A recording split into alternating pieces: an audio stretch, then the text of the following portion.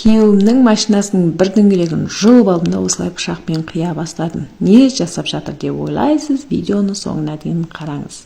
Осылай бар күшімді салып, баллонды қырғуға тырыстым. Өте қатты екен. Күшім келмей, әйтеуір әрең дегенде осылай біраз жерін қырқып шықтым.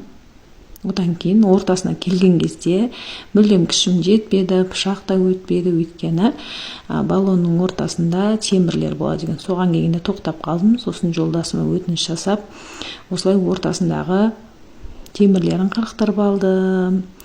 Жолдасым қырқып берді. Сосын мен өзім жақсылап тазалап, жуып, кептіруге қойып қойдым. Балабақшада жұмыс жасасаңыз, барлық қолөнерді жасап үйренеді екенсің. Осылай өзіме керекті қолөнерімді жасап алдым. Бұны осылай дуалға іледі.